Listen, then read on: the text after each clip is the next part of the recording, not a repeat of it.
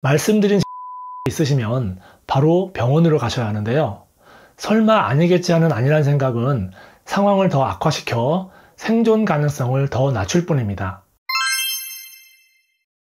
췌장암은 폐암, 간암, 대장암에 이어서 네 번째로 사망자 수가 많은 암인데요. 특히 여성의 경우에는 폐암, 대장암에 이어 세 번째로 사망률이 높습니다. 생존율도 다른 암에 비해 매우 낮은데요. 5년 상대 생존율이 15.9%로 췌장암에 걸리면 5년 안에 10명 중 8명 이상은 사망한다는 것입니다.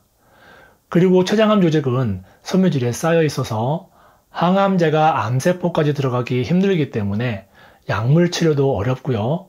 주변에 위, 소장 같은 다른 장기에 쌓여 있어 방사선 치료를 하게 되면 정상세포를 손상시킬 수 있기 때문에 치료하기가 매우 까다롭습니다.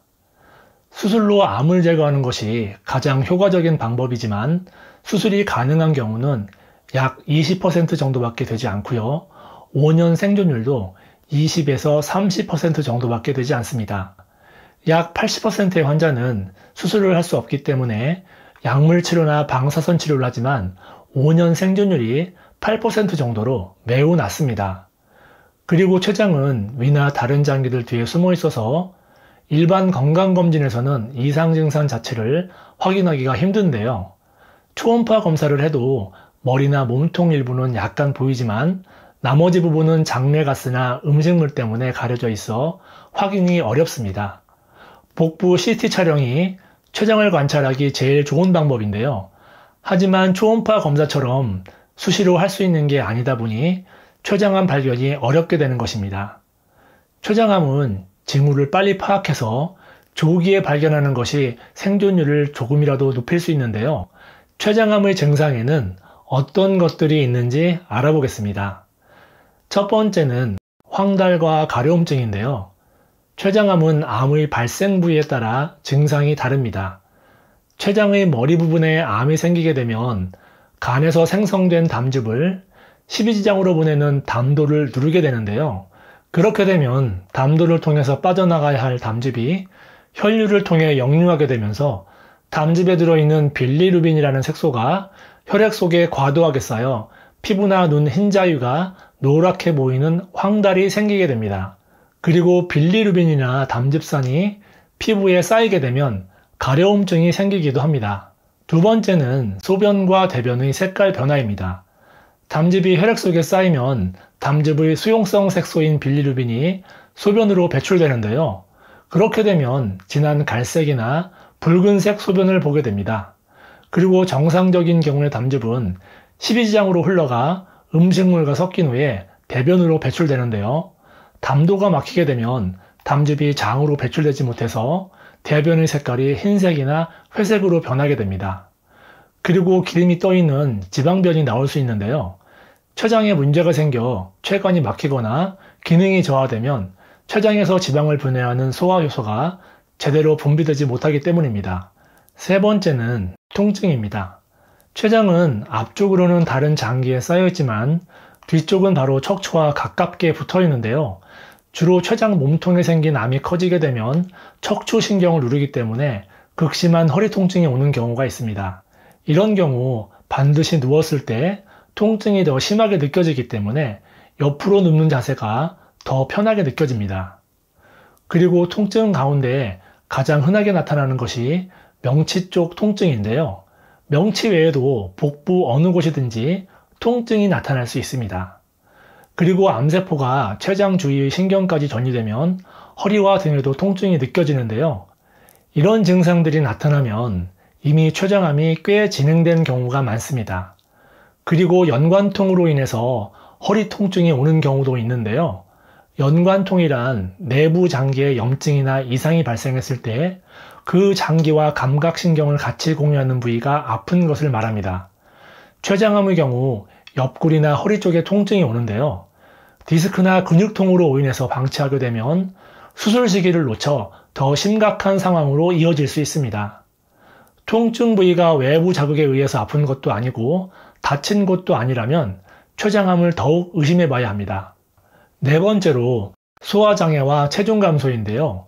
암세포에 의해서 췌관이 막히거나 소화효소의 분비가 줄어들게 되면 소화의 문제가 생기고 이로 인해 체중 감소가 나타나기도 합니다.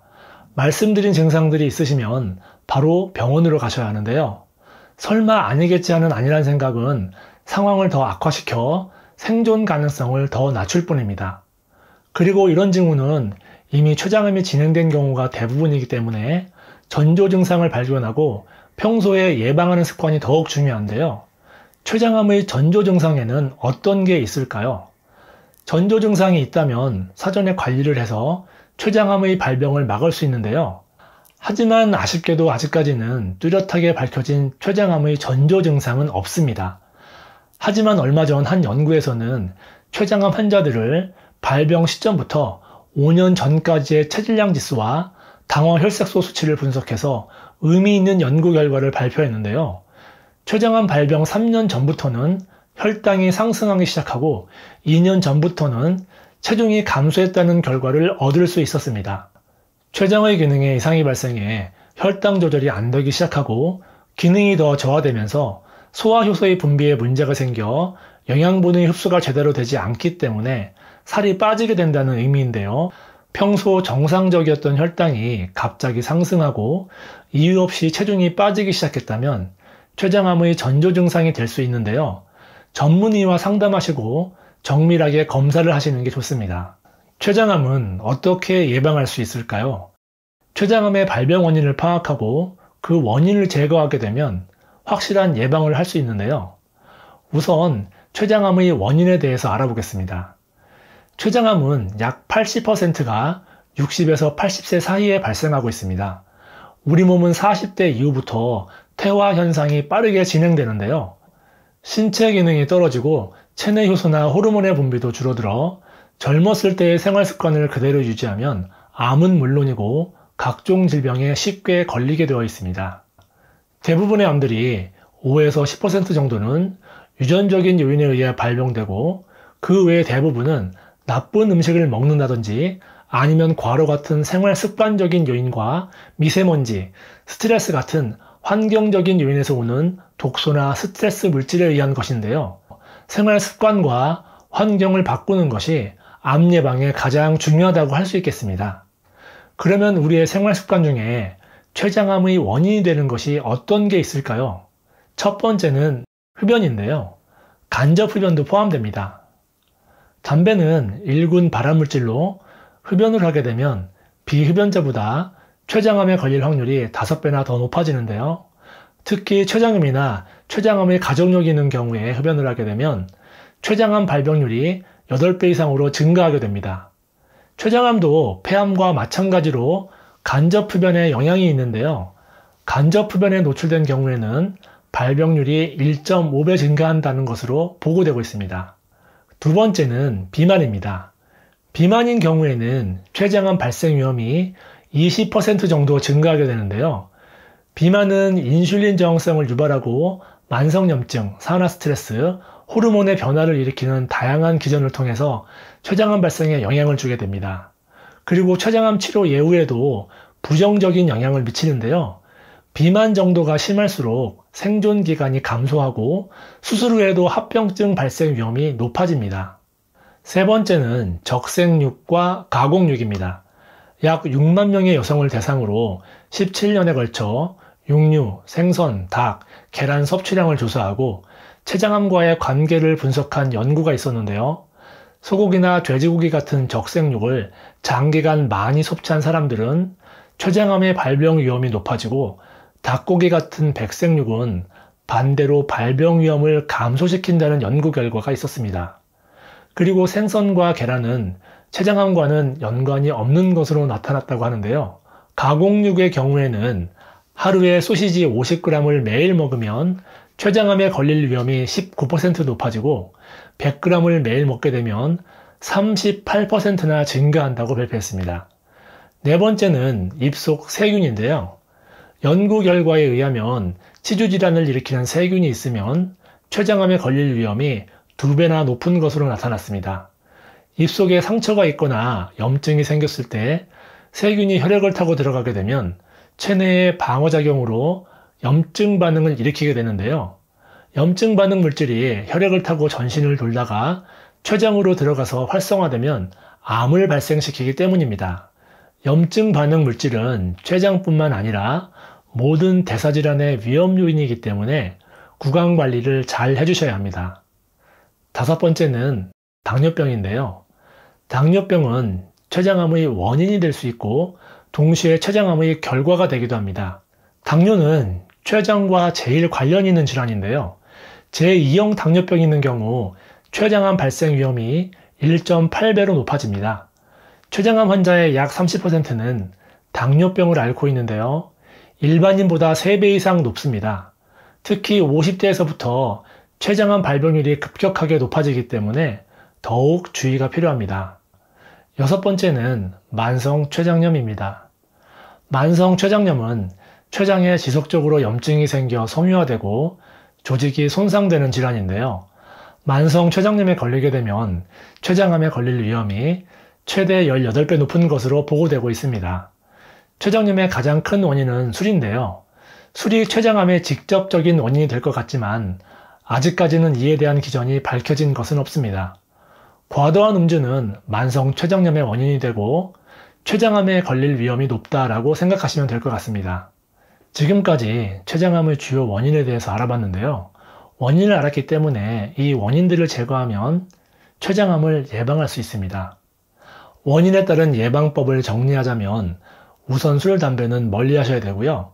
소고기, 돼지고기, 가공육, 버터 같은 포화지방이 많은 음식과 설탕, 쌀밥, 밀가루 음식 같은 당뇨에 안 좋은 음식들도 피하셔야 합니다. 그리고 치주염이나 구강 건강을 위해서 정기적으로 치과 검진을 받으시고 적절한 운동과 건강에 좋은 음식을 섭취하시면서 체중 관리에 신경 써주시면 췌장암은 물론 다른 질환 예방에도 좋고 건강한 생활을 하시는데 많은 도움이 될 수 있겠습니다. 건강에 좋은 음식, 특히 췌장에 좋은 음식이 어떤 게 있을까요? 그리고 췌장을 망치는 음식은 어떤 게 있을까요? 췌장에 좋은 음식 첫 번째는 엽산이 많이 들어있는 음식입니다. 한 연구에서는 약 8만 명을 대상으로 6년 8개월간 추적 조사를 했었는데요. 매일마다 음식을 통한 엽산 섭취가 350 마이크로그램 이상인 집단이 200 마이크로그램 이하인 집단보다 췌장암 발생 위험이 75%나 낮다는 것을 발견했습니다. 그리고 또 다른 연구에서는 정상 또는 정상 이하인 체중인 사람이 비타민 B6, B12, 엽산을 많이 섭취하면 그렇지 않은 사람에 비해 췌장암 위험이 81%까지 감소한다는 사실을 발견했는데요. 두 연구 모두 이 영양소를 보충제가 아닌 음식을 통해서 섭취해야 효과가 있다고 밝혔습니다. 그 이유는 아직 명확하게 밝혀지진 않았지만 음식으로 섭취한 엽산은 소화 과정에서 다양한 영양소와 상호작용으로 생체 이용률이 높아지는 반면에 보충제로 섭취한 엽산은 바로 체내에 흡수되는 장점은 있지만 생체 이용률이 상대적으로 낮기 때문이 아닌가 추측하고 있습니다. 우리가 먹는 음식 중에 엽산이 많이 들어있는 음식은 어떤 게 있을까요? 100g당 함량 순위로 살펴보면 김에 제일 많이 들어있고 다음으로 느타리버섯, 쑥이 있는데요. 참고하셔서 섭취하시면 좋을 것 같습니다. 엽산은 조리 과정에서 산화될 수 있는데요. 가능한 가열해서 조리하는 것은 피하시고 조리 시간은 최대한 짧게 하는 것이 좋습니다. 그리고 채소의 경우에는 수확 후 시간이 지날수록 엽산 함량이 감소하기 때문에 가능한 신선한 채소를 구입해서 드시는 게 좋고요. 비타민C가 풍부한 레몬, 오렌지, 귤, 키위 같은 과일과 함께 섭취하면 엽산의 산화 손상을 방지할 수 있습니다. 그리고 비타민C 또한 췌장암 예방에 효과가 있는 것으로 알려져 있어 엽산과 비타민C를 함께 드시는 것이 췌장암 예방에 매우 효과적이라고 할 수 있겠습니다. 두 번째는 양배추인데요. 양배추에는 항산화 작용을 통해 세포 손상을 방지하고 암세포 성장을 억제하는 플라보노이드 성분이 풍부하게 함유되어 있습니다. 한 연구에서는 플라보노이드 섭취가 췌장암 위험을 23% 감소시킨다는 결과를 발표하기도 했는데요. 특히 흡연자의 경우에는 발병 위험이 59%나 감소한 것으로 나타났습니다. 플라보노이드가 많이 함유된 음식에는 양배추 외에도 케일, 브로콜리 같은 십자화과 채소와 시금치에도 풍부하게 들어있습니다. 세 번째는 마늘입니다. 마늘에 함유된 알리신, 셀레늄 같은 성분들이 암 예방에 크게 도움이 되는데요. 특히 알리신은 암을 유발하는 단백질의 기능을 억제해서 암 발생 위험을 낮추는 것으로 밝혀졌습니다. 그리고 마늘을 많이 먹는 사람들은 췌장암 발병 위험이 54%나 낮은 것으로 나타났는데요. 미국 국립암연구소에서는 암 예방 효과가 있는 48개 식품 중에 하나로 마늘을 선정하기도 했습니다. 마늘을 익혀서 먹으면 항암 효과가 다 사라진다고 알고 계신 분들이 많이 계신데요. 생으로 먹든 익혀서 먹든 크게 상관은 없습니다. 생으로 드실 때는 다져서 드시는 게 좋은데요. 알리신 성분은 다지거나 으깨는 과정에서 활성화되기 때문입니다. 그리고 마늘을 익히게 되면 열에 약한 알리신 성분이 줄어들어 알리신의 효과는 줄어들지만 폴리페놀이나 플라보노이드 같은 항산화 성분이 증가하게 되는데요. 특히 마늘을 삶게 되면 S알리시스테인이라는 항암 성분의 함량이 높아집니다. 마늘의 매운맛과 향 때문에 드시기 힘드신 분들은 생마늘을 다져서 저지방 우유에 타서 드시면 좋은데요. 위가 약해 생마늘을 드시면 속이 쓰리신 분들은 마늘을 삶아서 우유와 함께 갈아 드시면 보다 편하게 드실 수 있습니다. 주의하실 점은 위장질환이 있으신 경우에는 마늘의 양을 최소로 해서 점차 늘려가시는 게 좋은데요. 일반적인 마늘의 하루 섭취 권장량은 성인의 경우 두세 쪽 20에서 30g 정도입니다. 네 번째는 오메가3입니다. 최근 연구에 따르면 오메가3 지방산이 만성 췌장염의 염증과 섬유화를 억제하는 효능이 있는 것으로 밝혀졌는데요. 만성 췌장염이 췌장암의 원인이 될 수 있기 때문에 오메가3 지방산이 췌장암의 예방에도 도움이 될 수 있습니다. 췌장암 예방에 좋은 음식들을 알아봤는데요. 좋은 음식을 먹는 것도 중요하지만 췌장암 예방을 위해서는 하지 말아야 할 것을 안 하는 게 제일 좋은 예방법입니다. 췌장암의 원인이 되는 음식으로 소고기, 돼지고기 같은 적색육과 가공육에 대해서 말씀드렸었는데요. 이런 음식들은 포화지방이 많이 함유되어 있기 때문에 소화 시간이 오래 걸리고 과도한 지방을 소화하기 위해 췌장을 혹사시켜서 세포 손상이 일어날 수 있습니다. 특히 포화지방이 많은 곱창, 대창, 차돌박이 같은 부위는 먹지 않는 것이 좋은데요. 유제품도 저지방이나 무지방 제품을 드시는 게 좋습니다. 이 외에도 액상과당이 들어간 음식을 주의하셔야 하는데요. 액상과당은 가공음료나 과자, 빵, 아이스크림 등 거의 대부분의 가공식품에 들어가 있는 성분입니다. 액상과당을 많이 섭취하게 되면 인슐린 저항성이 증가하게 돼서 췌장이 더 많은 인슐린을 분비하기 위해 혹사하게 되는데요. 과당 자체가 당독소 물질이기 때문에 염증과 산화적 손상을 일으킬 수 있습니다. 일부 연구에서는 액상과당이 암세포를 성장시키는 것으로 확인됐는데요. 췌장암 환자를 대상으로 한 연구 결과에서도 액상과당의 섭취가 췌장암의 위험을 크게 높이는 것으로 나타났습니다. 다음으로 주의하실 음식은 튀김입니다. 튀긴 음식은 바삭하고 고소해서 많은 사람들이 좋아하는 음식이지만 칼로리와 포화지방, 트랜스지방 함량이 높아 건강에는 안 좋은 음식입니다. 특히 튀김옷을 입힌 치킨이나 감자튀김, 꽈배기, 도넛, 핫도그처럼 기름에 튀겨진 탄수화물 음식은 췌장이 당도 분해해야 하고 지방도 분해해야 하기 때문에 많은 부담을 주고 염증 반응을 일으킬 수 있습니다. 가끔 스트레스 푸신다고 삼겹살에 소주 드시는 경우 있으신데요. 스트레스는 활성산소를 발생시켜 몸속 DNA를 파괴해서 암 발생 위험을 높일 수 있습니다. 그런데 거기에 삼겹살에 소주까지 드시면 당장의 스트레스는 풀릴지 모르겠지만 췌장은 물론 각종 암이나 질병의 위험을 높일 수 있습니다. 우리 몸을 건강하게 지키기 위해서 좋은 음식들을 섭취하는 것도 중요하지만 음식만으로는 충분한 섭취가 어려운 성분들이 있는데요. 그 중에서는 시니어분들이 반드시 섭취하셔야 할 필수적인 영양소가 있습니다. 바로 오메가3입니다. 전 세계인의 생명을 위협하는 원인 1, 2위가 심혈관 질환, 뇌혈관 질환인데요. 심혈관 질환과 뇌혈관 질환 환자는 70%가 사전에 자신의 질병을 인지하지 못하기 때문에 예방이 무엇보다 중요한데요.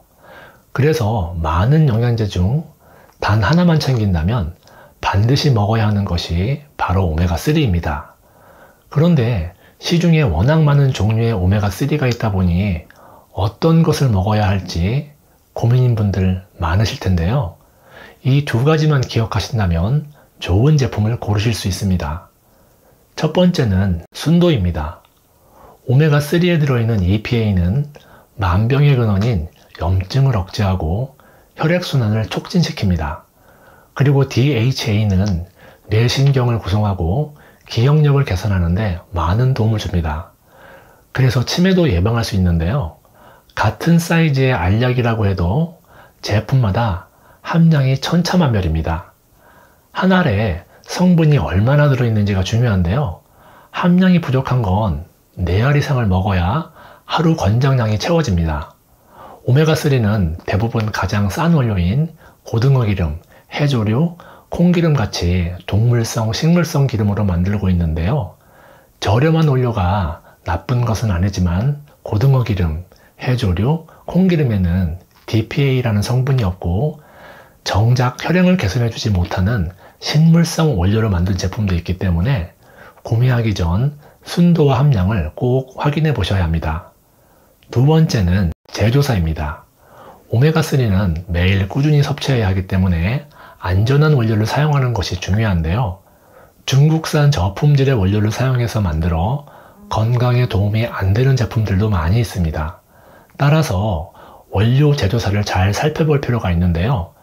불분명한 출처의 원료가 아닌 오메가3를 전문적으로 생산하고 수출하는 글로벌 기업의 원료를 사용하고 있는지 확인하시는 게 좋습니다.